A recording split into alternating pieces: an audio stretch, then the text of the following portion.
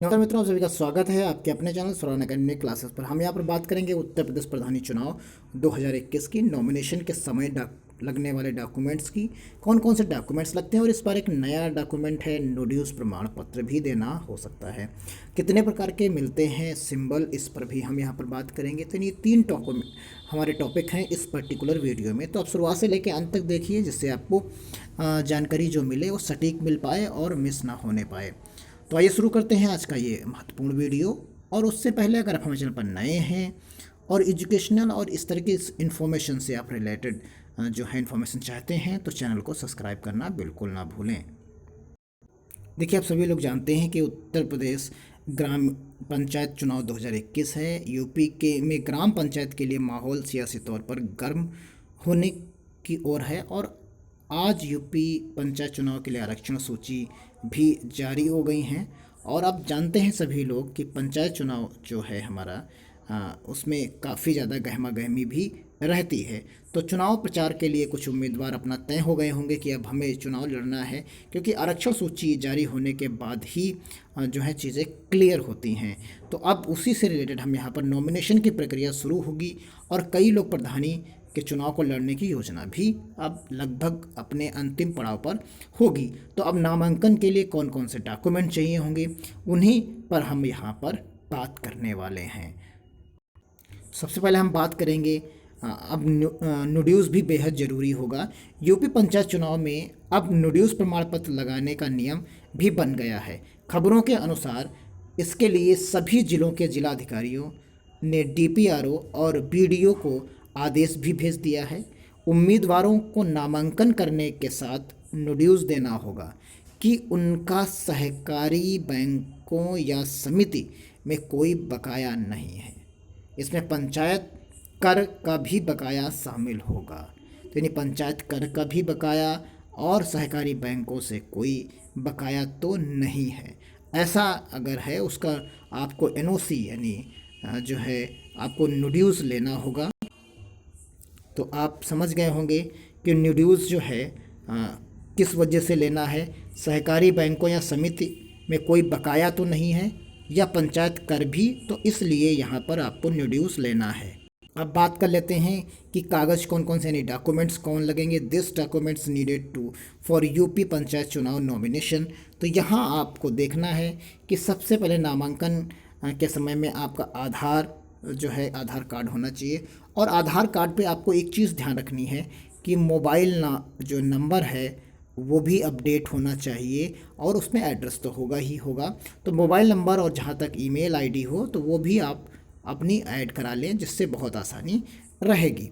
और उसके बाद वोटर आईडी तो आप सभी लोग जानते हैं कि नामावली में भी आपका नाम होना चाहिए। पैन कार्ड, मूल निवास प्रमाण पत्र आपका ऑनलाइन बना हुआ होना चाहिए। पुलिस चरित्र प्रमाण पत्र आपका यहाँ होना चाहिए। जैसे पुलिस चरित्र प्रमाण पत्र ये ऑनलाइन भी बनता है, तो आप इसको ऑनलाइन अप्लाई भी कर सकते हैं। संपत्ति घोषणा पत्र आपका होना चाहिए। इसमें दोनों चल और अचल संपत्ति का विवरण देना होना चाहिए। तो ये, और साथ में आप देख सकते हैं यहाँ पर कि जो है जाति प्रमाण पत्र भी आपको यहाँ पर देना है, आरक्षित वर्ग से चुनाव लड़ने की स्थिति में। तो यहाँ पर, और उसके बाद आप समझते हैं शौचालय संबंधी प्रमाण पत्र कि आपके घर में शौचालय बना है कि नहीं बना है।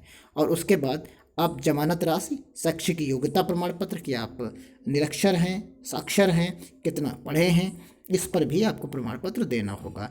कम से कम 21 साल की आयु का भी प्रमाण पत्र लगाना होता है। तो आप देख लिए होंगे कि पैन कार्ड, आधार कार्ड आपकी हो गया, मूल निवास पर यानी आय जाति निवास हो गया, तीनों चीज़ें ये हो गई। और इसके बाद आप समझ सकते हैं कि शौचालय प्रमाण पत्र संबंधी, जमानत राशि, शैक्षिक योग्यता और 21 साल से संबंधित, तो ये कुछ डॉक्यूमेंट्स हो जाते हैं। तो आइए और देखते हैं। फिर उसके बाद हम बात करते हैं कि पंचायत समिति या जिला परिषद से एनओसी, नाम निर्देशन पत्र यानी प्रारूप 4 और 50 रुपये का स्टाम्प पर शपथ पत्र भी देना होगा। शपथ पत्र को नोटरी से प्रमाणित करना जरूरी होगा। अगर इसमें से कोई भी कागजात नहीं लगाए जाते हैं या अधूरे रह जाते हैं तो आपका नामांकन रद्द हो जाएगा और आप चुनाव लड़ने से वंचित भी हो सकते हैं। तो एक तो यहाँ पर ये डॉक्यूमेंट्स के लिए संबंधित बात हो गई। अगर किसी प्रकार की आपको समस्या या किसी भी चीज़ की ज़रूरत होती है इन्फॉर्मेशन के टर्म्स में, तो आप कमेंट बॉक्स में ज़रूर लिखें, जिससे आपको उसकी सही दिशा में सही चीज़ें बताई जा सकें। अब यहाँ पर हम बात करते हैं राज्य निर्वाचन आयोग उत्तर प्रदेश की तरफ से। देखिए, अनाज उसाता हुआ किसान, इमली, कन्नी, कार, किताब, कैमरा, कैरम बोर्ड, कोट, ये इस तरीके के चुनाव चिन्ह होते हैं। घंटी, चारपाई, चूड़ियाँ, छत का पंखा, टेबल, टोकरी, डेस्क, तो ये आपके 20 यहाँ पर हो गए। अगले 20 हम दिखाते हैं। तोप, त्रिशूल, दरवाज़ा, धनुष, धान का पेड़, पत्तियाँ, पहिया, आप देख सकते हैं, पालकी, पुल, फावड़ा, फुटबॉल, फूल और घास, बल्लेबाज, बस, बांसुरी, बाल्टी, पंखा, बिजली का पंखा, बिजली का बल्ब, बेंच, बैलगाड़ी, यानी ये 40 हो गए। इस तरीके से 20 और हैं। और ये जो सोर्स है वो state election commission UP NIC की वेबसाइट से ही हमने लिया है। यहाँ पर इसका जो सोर्स हमने बताए हैं सारी चीज़ों का, वो सोर्स यहीं से है। भवन, भट्ठा, मोटरसाइकिल, मोमबत्ती, रिंच, लिफाफा, वायुयान, हथौड़ा, आइसक्रीम, अलमारी, ऊन का गोला, कंघा, गुब्बारा, गैस सिलेंडर, टमाटर, दीवार, घड़ी, प्रेशर कुकर, यानी 57 जो है टोटल जो है सिंबल यहाँ पर हैं, पर्टिकुलर वेबसाइट पर दिए गए हैं। इन्हीं में से आपको प्रधानी में कोई ना कोई एक सिंबल मिलता है जिस पर आप चुनाव लड़ते हैं। कुछ लोगों के लिए लकी, कुछ लोगों के लिए नेक्स्ट टाइम के लिए लकी। तो चलिए मिलते हैं अधिसूचना आने पर। जब अधिसूचना आएगी उसमें क्या क्या बदलाव होते हैं, क्या क्या चीज़ें नई जुड़ती हैं या कुछ चीज़ें हटती हैं, उस पर भी हम चर्चा करेंगे।